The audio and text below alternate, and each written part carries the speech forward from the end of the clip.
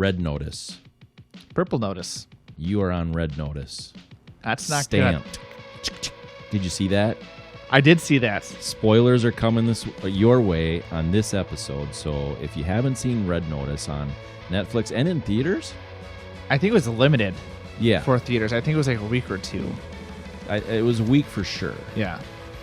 But this is your red notice to watch the film before listening to this podcast. No, listen to the podcast. And then get spoiled. And yeah. It's worth it.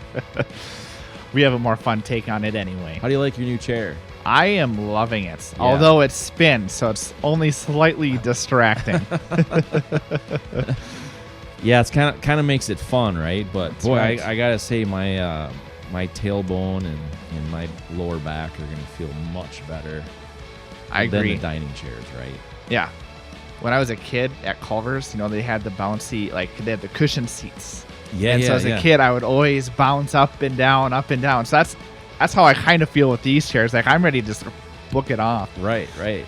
Gives you that energy. That's right. Brings the energy to the podcast to talk about this cast. How I was watching this and I'm thinking, well, I thought this afterwards. I shouldn't say it during.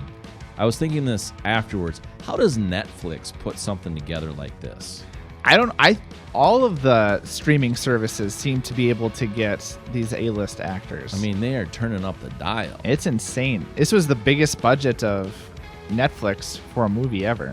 So, but here's the thing that I'm confused on. Maybe you can help me. Universal Studios was the original for this. Okay. So did Universal back out altogether? Or did Universal put the movie together and then Netflix came in and said, we'll stream it for X amount of dollars? Or what happened there? That would seem odd. Yeah. So, but I mean, I looked it up, and what it says here is originally planned for release by Universal Pictures. Right. And I saw that on Wikipedia and IMDb, yeah, whatever it is. I don't know. My mind just went blank. Yeah, the one letters place. That's right. And they both said similar things, but it said the film was acquired by Netflix for distribution. That seems. I don't remember even seeing a Universal thing at the beginning. No, I don't either. I didn't go back and look. No, I didn't either. Well, I didn't really know Universal part of it till now. Yeah, but you'd think if it was just streaming rights, Universal would still be at the beginning of it. But it was the Netflix stuff. Yeah. So maybe they purchased it for a lot. Right. And Universal's like, I really don't want. Which is a weird scenario if they've already got a good chunk of the film. Like, I actually don't want to fully invest in this. Let's just sell it to Netflix, and Netflix finishes it. Right. So I mean, maybe as time goes on, we'll learn more about what happened here. I couldn't find a lot. But I'm wondering, did Universal okay the script and purchase the script, or, the screen? How far did it go? Whatever. It doesn't really matter at this point. But I was thinking about that after the film, and that's why I looked it up. I'm like, this is huge for Netflix. It is. I mean, wow. Was it like a $200 million budget? I wrote it down. That's what I had was $200 million. Yeah. Box office. Did you see what the box office did when it was in this? No, I forgot that it was estimated $2 million, $200 million budget. Oh my gosh, that's like 0.1%. Yeah, they're almost making it back. Almost. So I got a good laugh out of that one. But again, that's weird because just the owner rights of why would Netflix even how much of a cut are they getting from movies when they typically are just everything's focused on the streaming side? I was thinking about that a little bit too, and I wonder, does it have? I mean, I have no idea. This is just conversation, thoughts. What happened here was, what it looks like to me is like, okay, we're gonna test it, but we're gonna make sure that it fails. Yeah, test it in theaters, but we're gonna make sure it fails because we're gonna release it November 5th for theaters, but then put it out on Netflix on the 12th, a week later. Yeah. So it's like, you know what I mean? It's like they're setting it up to fail in theaters.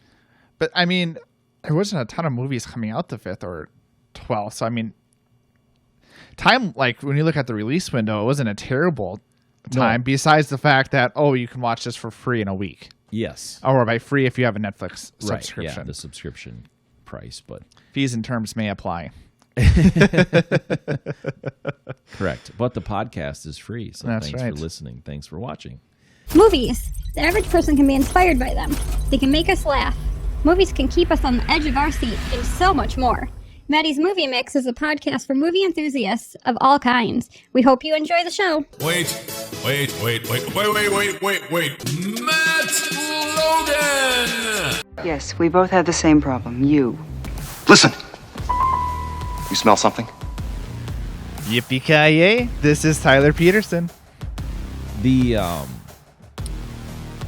So anyway, I guess I'm getting a little bit off base, but it's very interesting to me just as a lay person, I guess. Neither of us are in the film industry in any fashion. Nope. We're just two dudes that like movies, and it's fun to talk about, and hopefully fun for people to listen. But these are intriguing things behind the scenes that, like, for me, keeps me interested, I guess. Yeah. In the whole industry. Maybe it was all for the publicity. Could be. We're releasing in theaters. But we're also releasing on Netflix. Very interesting. Yeah. I mean, it's like what HBO Max is doing right now. Yeah. It's very weird. It is weird. It to me is like setting one of the two up to fail. Yeah. You don't if it's gonna be out a week or two in theaters only, I'll wait a week or two. Yeah.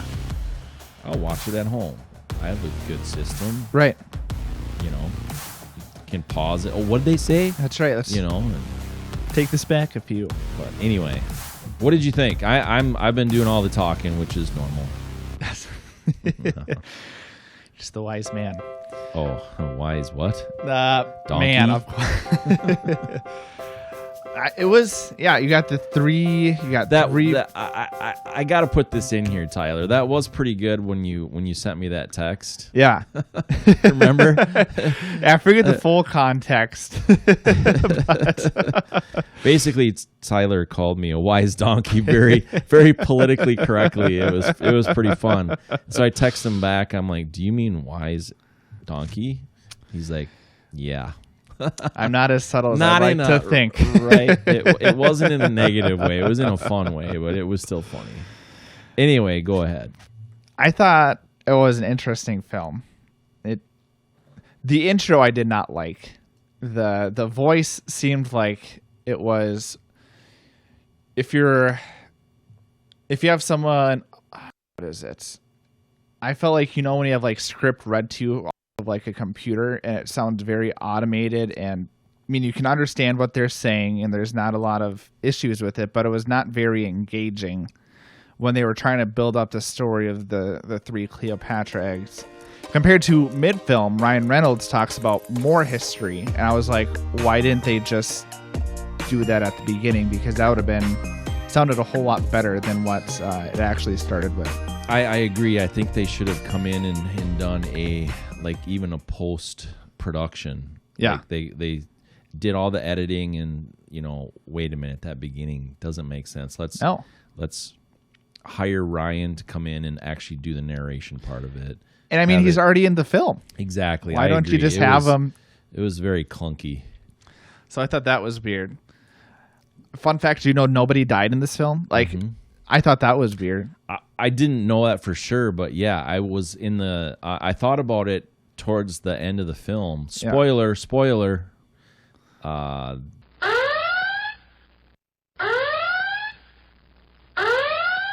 In the convertible. Yeah. And they're shooting at each other. Yeah. And, Booth, Ryan Reynolds' character, Booth, says, aren't you on the same team or something like that? I'm not saying it verbatim, but... Right.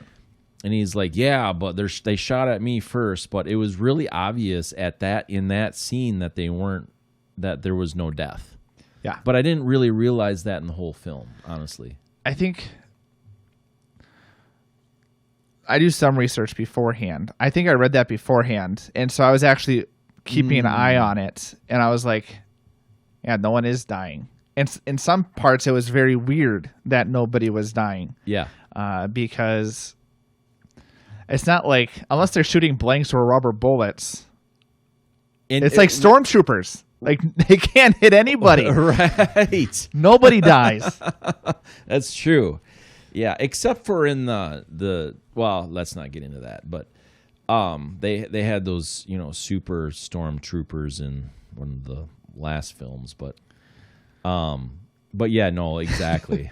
it was something.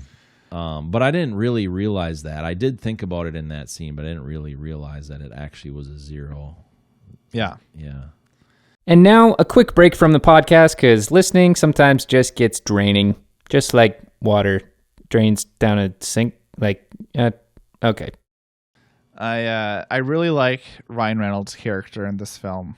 I like the sarcastic, witty, goofball characters. So I really enjoyed a lot of what he had to say and the quick wit that he had, and kind of the nonchalantness of some of the stuff that he was doing. I mean, some of those intense scenes where he's just like, "Oh, no big deal. I'm just doing whatever." And I didn't like that. And Dwayne Johnson's character, Hartley, I struggled with because his character seems a little too stiff at times. Yeah. Alongside, there were some parts where he was quirky, but the situation didn't make sense. And it wasn't consistent. No. It almost seemed to me like there was different writers for his character or something. Because I remember when Booth is telling his story about his dad being very serious, and then, Hartley's character starts snoring.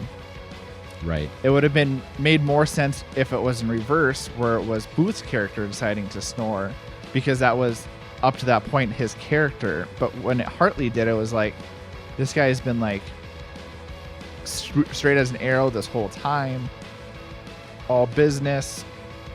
And then the one time when Booth's character gets serious and wants to have the conversation, he's like, never mind. Right. So the director, Rawson Marshall Thurber. Again, I'm terrible with names. That's an intense name. It is. I know. It seems like that's a fighting name, right? I mean, that would be like some sort of martial arts type. Don't mess with him. I can see fighter, or I could see some sort of royalty. Sir Rawson Marshall Thurber III. Right. But it'll also make a great fight name. Yeah, that's what I think of. I don't know, and I don't even. This like man to watch, is raw. Right. I don't even like to watch MMA or boxing or anything, but that's what I think of when I read his name. But he had a cameo in it. Did you know that? I did not. Yeah. So he was.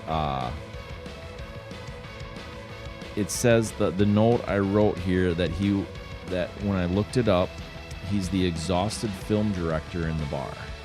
Oh. So, yeah, I mean, I'd have to go back and look at it, but see, so you read about the movie before you watch it. Sometimes. It sounds like. I mean, you've said that a couple times. So I do the very best I can to go into a film without knowing anything about it. Yeah. Like, I don't want to know anything about it if possible. Right. I mean, sometimes I'll watch a trailer at most, but... Yeah. The ones that scroll on your Twitter feed all the time. Yes. And so it's like, so I go into it not knowing. So then I go back and research and read and sometimes watch some different clips behind the scenes if they have them or whatever, just to get more nuance to it.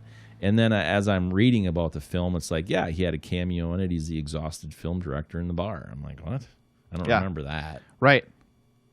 That's the balance that I try to it's either I'm going to watch the film twice to really catch everything, or I do some research beforehand, like the stuff like no dying. Like I don't know how I manage it, but I can typically stay away from major plot points and just get more of the minute details of the things that nobody else is going to catch. Yeah.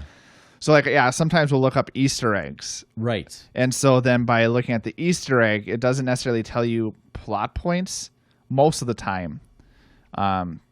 Unless probably if you watch something like The Sixth Sense where the whole thing's a dream and I look up Easter eggs, I'm like, well, this kind of ruins some things. Yeah. Yeah. But for an action film like Red Notice, there's usually not too much of a intense plot.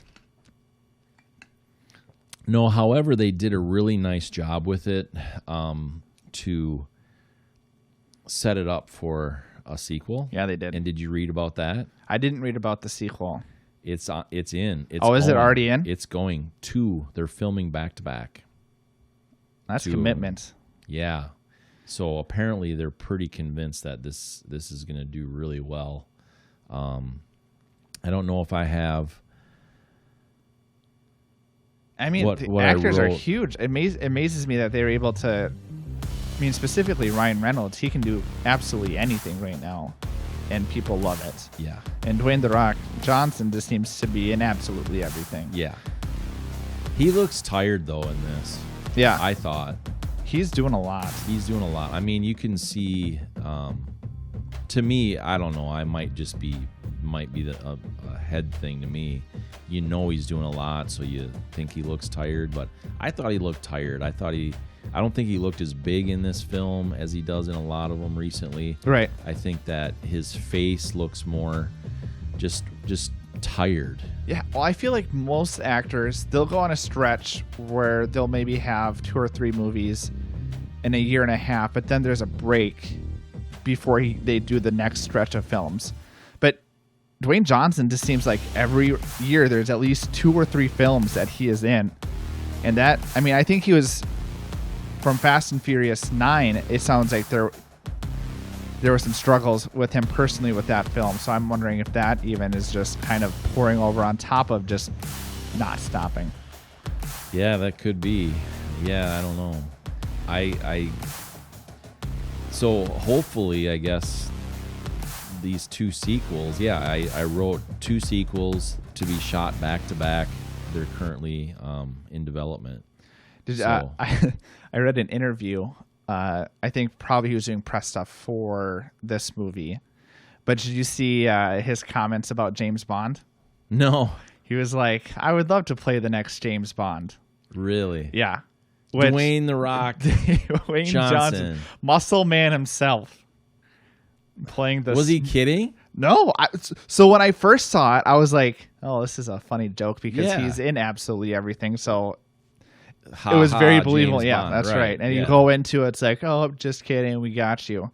But no, I was like, then I Googled it. I was like, Dwayne Johnson and James Bond. And I saw like 2 or 3 or 4 articles about. No way. Yeah, he was like, my great uncle played some character in one of the older James Bonds. Sure.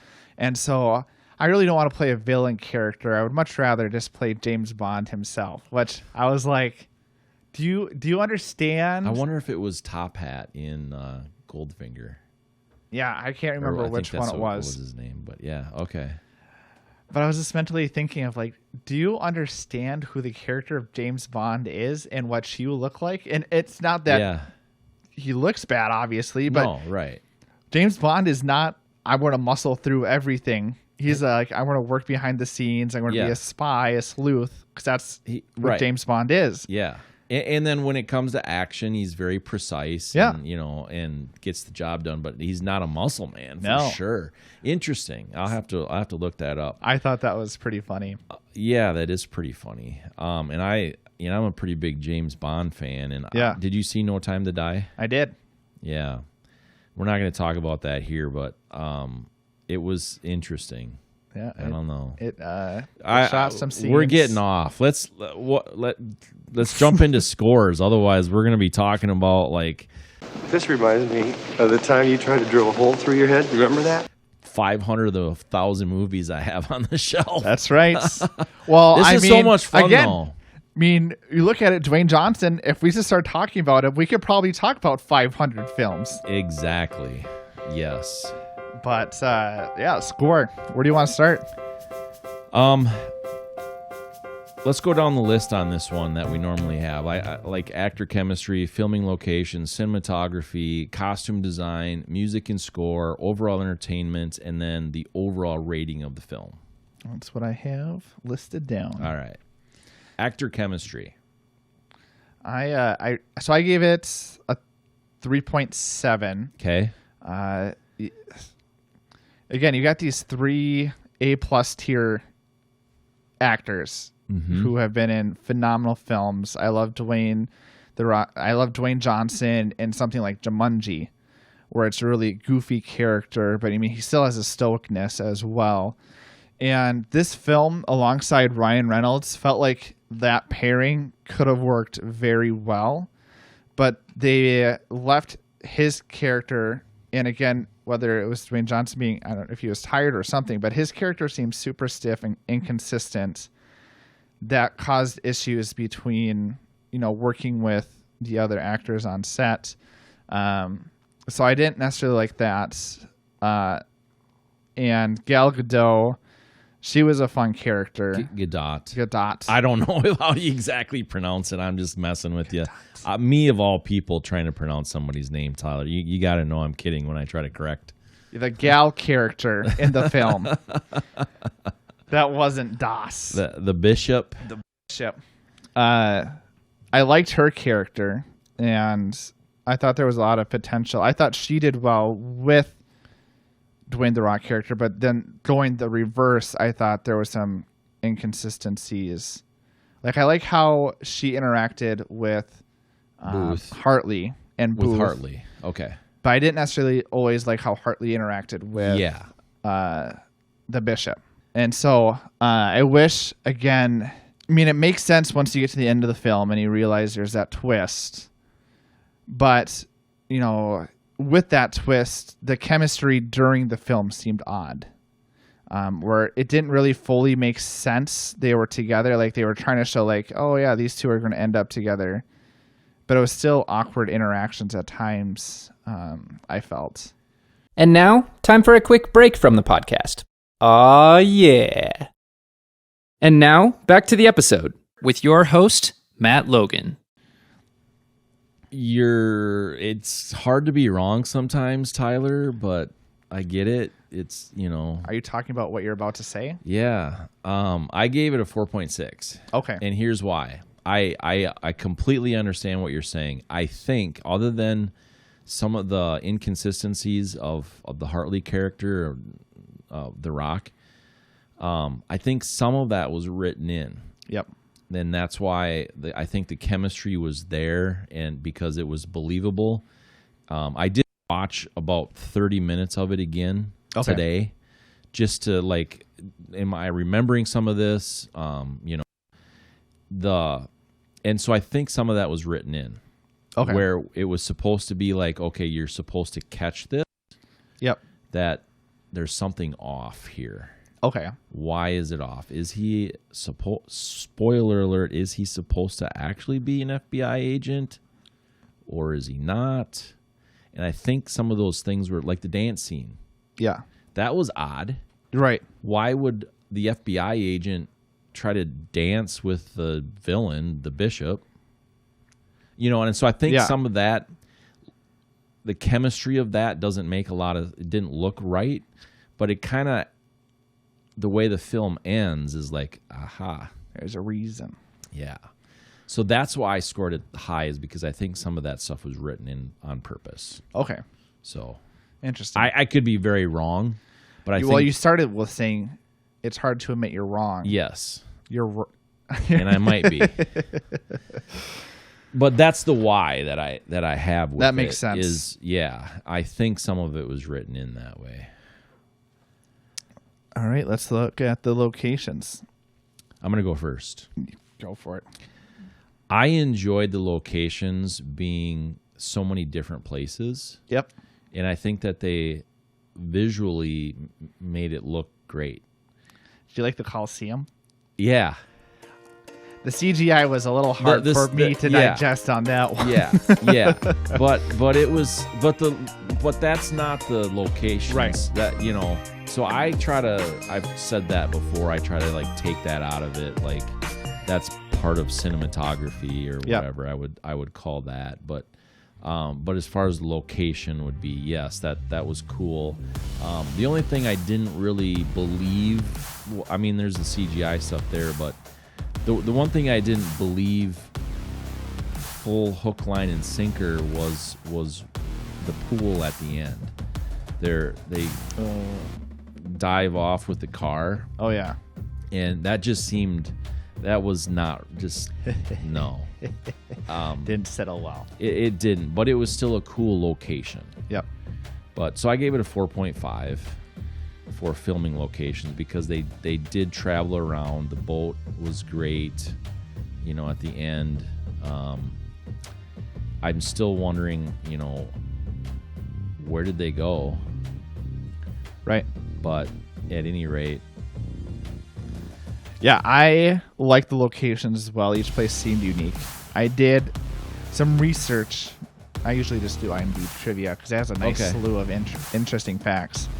done that. But the coordinates that was listed for Argentina, when they get to Yeah. the Argentina scene, fun fact, that area is actually really flat and is not forested at all. sure. So, again, I typically don't pay attention or really care because I more care about like the filming. Like I care more about what it looks like, not Yeah. necessarily the authenticity, especially when it's a film more of like this is When it's not like supposed a to be silly. historical, yeah. Yeah. It's not, yeah.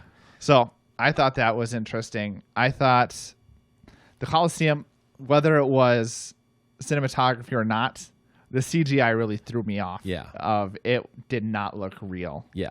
And again, this isn't the location, but when he gets hit by the bull, Yeah. I was like, remember in Ghostbusters that we reviewed in a 1984 film where that little dog is yeah, running around? yeah. It looks absolutely silly. I was like, Yeah.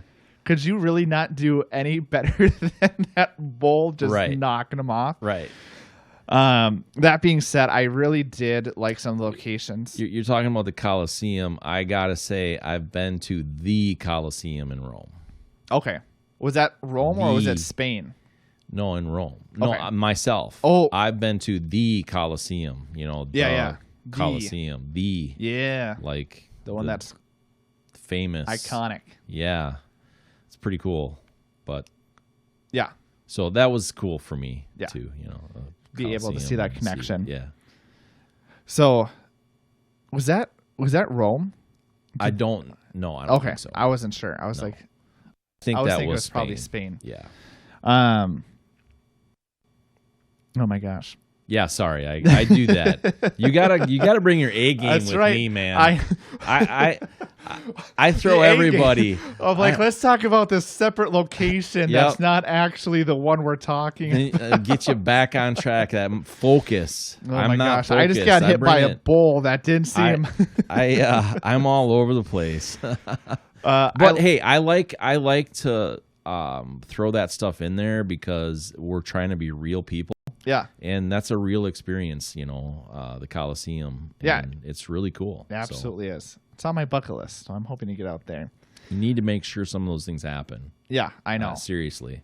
Yeah, Like that stuff's huge. You'll never forget it. no, Yeah. I know. And high school, I was going to be when I went to college first, I wanted to do education. I was thinking about social studies because I love the historical side of things because it's so relevant of who we are today. Yeah. But that being said, I like Ryan Reynolds' house.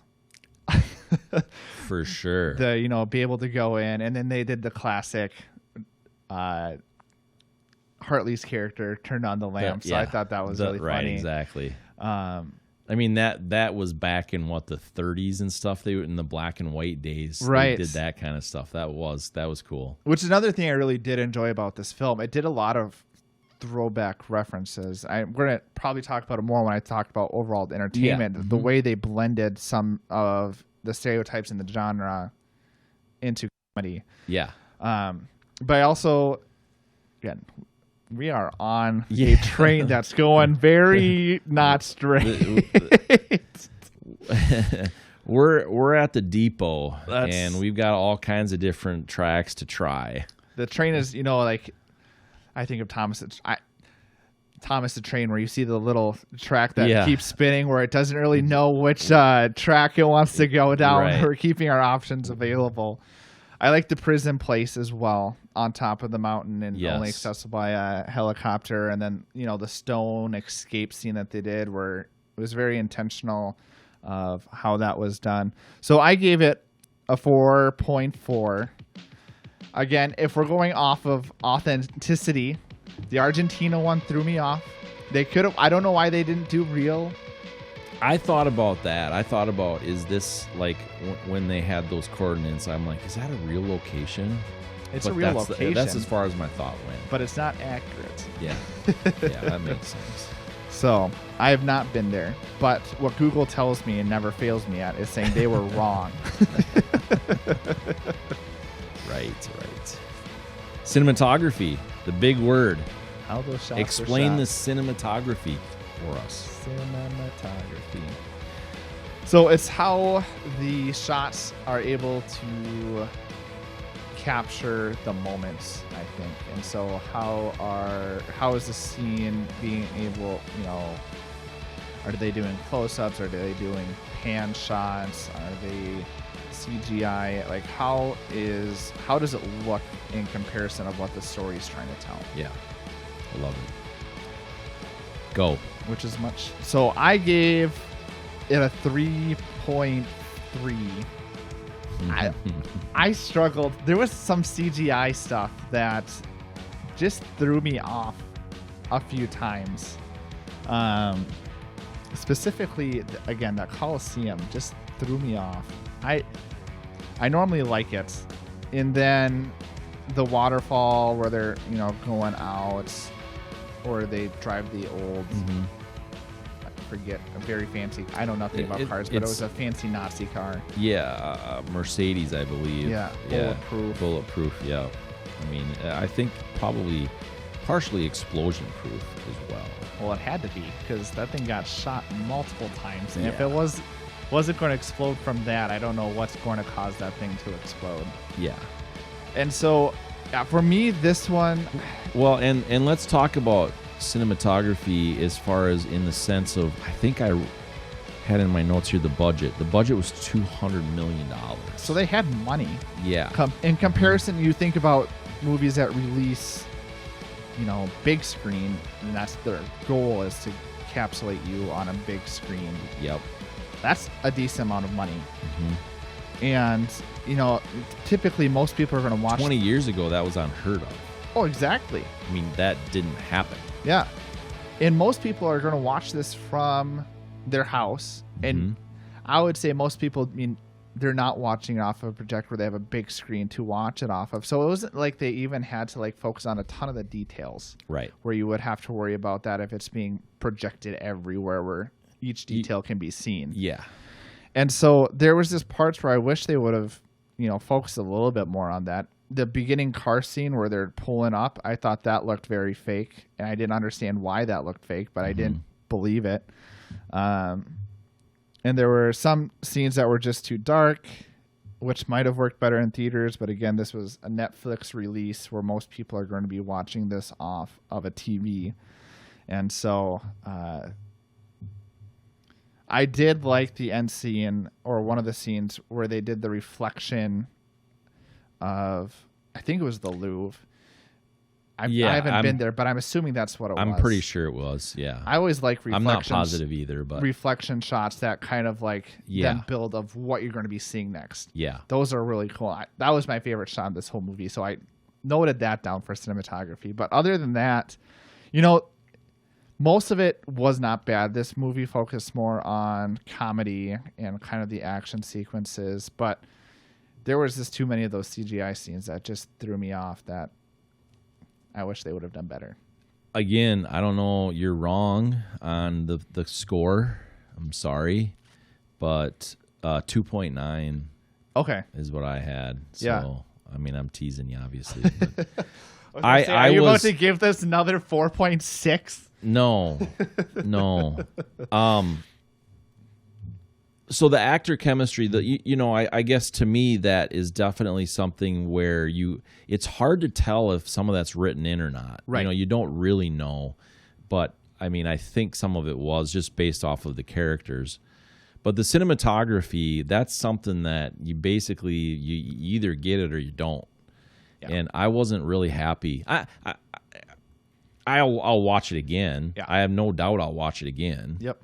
But you gotta get prepared for when the sequels come out. You gotta make sure you understand where the basis is from. Exactly. And depending upon how long before they come out, I gotta watch it again. That's right. Exactly. So the thing for me on it was, the bull, and that was like, I mean, you've talked a lot about it already, so I don't need to, but that was crazy. The pool that I talked about as far as the location. The location, the way they made that location was fantastic. Yeah.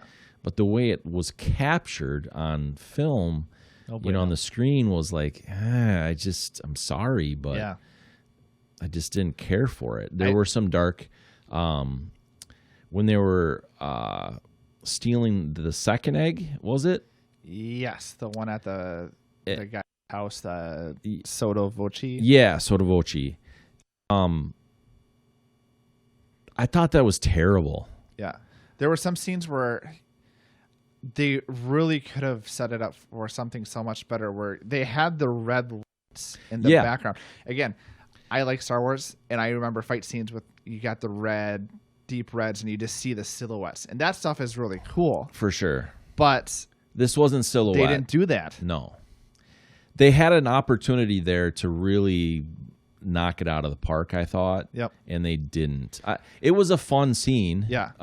As far as that goes. Right. But the way it was captured, I didn't like it. So yeah, that's why the 2.9 of some of those things. I wonder if it would have almost been more helpful for them to have less locations and really focus on building those sets up. Yeah. And maybe had more scenes there, rather than we're going to all these different places that, because there's so many, we just can't make them all look realistic. I agree 100%, because they had to spend a lot of money on all those locations. Yeah. No question.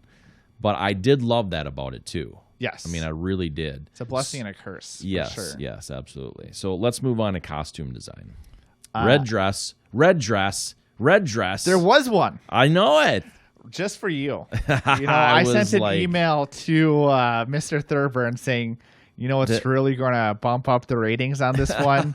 Let's put Gal Gadot in a nice red dress. 5.0. Right? I was like, as soon as that scene came on, I'm like, red dress, yes. Movie's over.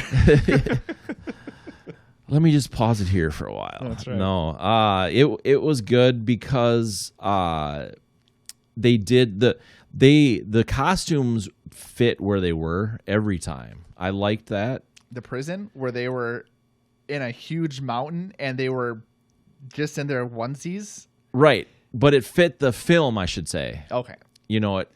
It fit, their costumes fit the film, because it was much more focused on comedy. Yes. So I saw the comedy in the costumes too. So it fit the way not the locations, but it fit the film. Yes. Because that was funny. Yeah, it was. I thought that was funny. I mean, you're not gonna. Here's where I was coming from. Is I had just stepped outside and it was super windy, and I'm like, right, you would I don't have enough clothes on right now. No, you would never ever be in a prison on a mountain like that in the cold, dressed that way. Faces weren't red, they weren't exactly. shivering. Yeah. So it was like that. That was a laugh. Yeah. You know what I mean? Like that was on purpose. There was no way they didn't do that on purpose.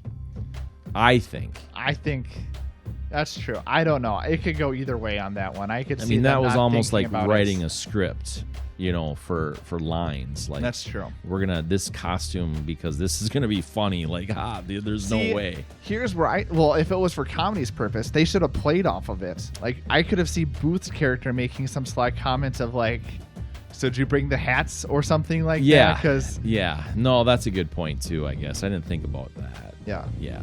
So anyway, I gave it a 4.1 just because I thought that it fit the film. Yep. Not the locations they were, but I felt like it fit the film.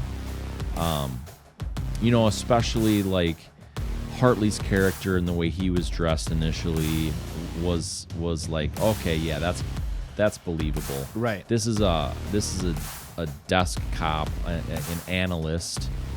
That's what they want you to believe. Right. At least. So now he's out in the field. Yeah. And he's trying to be like, I'm this field agent with this, nice leather coat. And yeah. And that was like part of the act. Right. And so that was part of the costume. It fit the film, I felt. Or where they were on the plane and he had the nice pink long sleeve on. It's like, is this all you have? Right. So with that was one thing so when I started the film, it wasn't started. So once they got the egg and Booth's character brought it back to his mansion, I really liked that Hawaiian, like just ridiculous T-shirt. I was like, this makes sense. It's like the reverse red dress of like, it's so ridiculous. I love it. Yeah. So I wish that made sense with his character very much so. And so I wish they would have had some more ridiculous costumes for Booth's character, because they started off that way of him like, this isn't your normal street clothes. At least not for me. I'm sure some people like wearing those clothes. Well, I have. That's like my wardrobe. I have like different, a whole bunch of. No, it's not so. I wish. I need the proof. And now a quick break. And it's not a Kit Kat, sorry. And now back to the episode with your host, Matt Logan. So I wish they would have done that more with his character. But yeah, you're right. In everyone else's character, I liked it. It fits with their personality very well. And we talked about, again, the prison place, just through whether it was comedy's sake or not. I wish, if it was for comedy's sake, I wish they would have played off of it more, or them to at least have a nice little hat, because they weren't affected by it at all. No, I know. Yeah. And if you're from like Texas or someplace warm, from Minnesota, I can tell you that is not realistic. I'll go, he is Canadian, so I guess. Yeah, but is he really? I mean, at this true. point, he hasn't lived there for 20 years or whatever, right? Or more. I don't know. I think. I want to say background check yet. I think he came to the States, I think in the 90s, wasn't it? But I would like to say it was late 90s. I could give you verification. Early 90s. Sure. It's a little fuzzy. So I gave costume design a 3.7. Okay. I wish there would have been, my two issues being, I wish Booth's character had some more ridiculous costumes, because I thought they started it so well with that. And again, that mountain scene, either play off of it being cold or get warmer clothes. Yeah. And they did play off. That's a really good point. They did play off a lot of other things, so they should have done it with that as well. Score the score. Score the score. There's nothing spectacular, I thought. Nothing super memorable. I did like when they were going. I wrote down who the composer was. Unless you pronounce it, if you have it. Steve Jablonski. Yeah, I didn't want to say that last name. Yeah, I think that's how you say it. But did you look into him? I did. I saw Transformers and Desperate Housewives. You had to throw that in. You could have left it at Transformers. He was an intern. I believe it was an intern. I read Hans Zimmer. Really? He's got a school or whatever. That doesn't surprise me. And he interned there or something, and he's worked with Hans on another, and I don't see it here. I didn't write it down. Hans could have a really good motto for a school or something like that. You could just play off of the Fonz. Yeah. You should. That's funny. Become the Hans. Right. So yeah, I mean he's notable is what I'm saying. I mean he certainly he's been around a while. If he did like all of the Transformers. Yeah. So which that was a nice series that ran one movie or two too long. Yeah, it sure did. Yeah. But anyway. I liked the whistling that Booth's character did when he was going down to the Knots, where he did the Raiders of the Lost Ark. Yeah. I was like, that's really good. Yeah. And because I sometimes have subtitles on because it'll allow you to catch things that you don't always see with your eyes. Yeah. And so, I mean, that was one that was like, oh, Raiders. Oh, yes, that's what's going on right Yeah. now. It's like perfect. So I enjoyed that homage. But other than that, I mean, the score didn't do anything to take away from the film. I mean, I heard music. It wasn't something. But No Death March. no Death March. That would have been funny. So I gave it a 4.1. I wish there would have been, again, nothing was memorable, but again, it didn't take away from the film, and it kept you engaged in the parts that were meant to be engaging. I score the music or the score a lot based off of did I notice it or not notice it. And I prefer not to notice it. I understand it's there, but I prefer not to notice it. Yeah. Just I'm different than you are. Obviously, you really enjoy. I mean, I really enjoy music, but when I'm in a film, I want it to just be there to enhance the scene. You notice it when it's not there. Yep. And you notice it when it's over the top. Yep. So if it's there and it's like, I knew it was there, but I didn't notice it. Yeah. I'll score it a lot higher then. Right.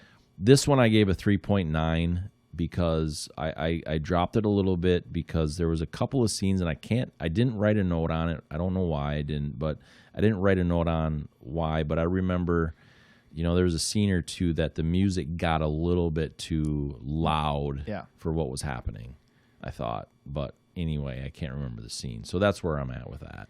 That makes sense. Overall entertainment. I love sarcastic characters. So I really enjoyed Booth's character. I just love the quick wits and him be able to just like bash off any banter. But he did have his serious moments too. And so it wasn't just like he was constantly joking around. Like you kind of understood where some of his personality came from when he was being serious, which I thought was cool that they just didn't completely like, nope, we're just going to make this guy a goofy character and not have any growth or any character development. They actually did dive into that alongside still being really funny, which I enjoyed. The ending felt like something of like a between National Treasure and or like Indiana Jones of like, I mean, I definitely think when they got to the warehouse, like that is, Area 51 from Indiana Jones. That's, and there's that Sci-Fi, I think it was on Sci-Fi. I watched maybe an episode or two when it was on, but Warehouse 13. Oh, yeah. I think it was called. But Indiana Jones, National Treasure, you could probably come up with a couple others. Yeah, I'm like, this isn't original. No. But again, it really seemed to like just, we're going to full, like, when I was first watching, I was like, oh, this is different. Like the prison, the Coliseum. Like, I mean, action films are just going to naturally have those places. But then when we got to Argentina, it's like, nope, now we're just going full into these the Nazi thing. And, I mean, I didn't fully understand that. So I wish it was a mix where I enjoyed the references, but sometimes they dove into it a little too much. Because a lot of the other stuff, I mean, was more more for an original. I thought it was. You like couldn't tell they believable. were going off of one specific movie or something like that. Right. But I enjoyed it. I give it a 4.2. I could definitely watch this again. The humor, the action, kept me engaged. So that's what I gave it. I'm going to roll right in hard on this one and say I gave it a 4.7. Oh, really? Because I saw, there's a ton of balance in this film, I thought. Yeah. For me. Yep. Like there was good action scenes. There was good comedy. Mm-hmm. I'm not a huge, like, full-blown comedy person. So I like the balance. I mean, I really like the balance. Yeah. So it was very entertaining for me. Yeah. And some people would be like, there's too much comedy and, not enough action or vice versa or whatever. It's all personal preference. When you're looking at overall entertainment, to me, this is a personal preference. That's right. Whenever we get to a horror film, Let's just drop those scores. Right. 1.1. That's right. Yeah, exactly. Could be a little better and not a horror film. So that's why I was there. It just had really good balance for me. Yeah, and for this film, my dad showed me the trailer. I was with my parents about a month or two ago, and he showed me the trailer of Red Notice. I was like, I've not heard about this at all. Yeah. And I have such a hard time balancing all the streaming services of like, should I have this streaming service? Should I not? Am I watching enough from this streaming service to actually make it worthwhile? And so like I had dropped off Netflix for a little bit because I like Hulu a lot. Okay. I don't have Hulu. Hulu and HBO Max are the two that I've really enjoyed, and sometimes Disney Plus when Star Wars things come out. Or Marvel.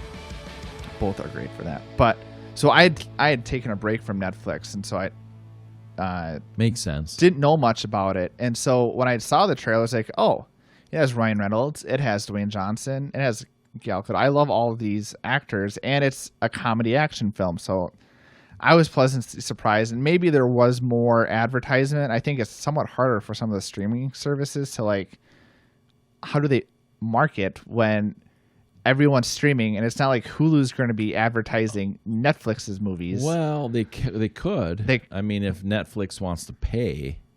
Do you think Hulu would pay for an ad for an opposing streaming service?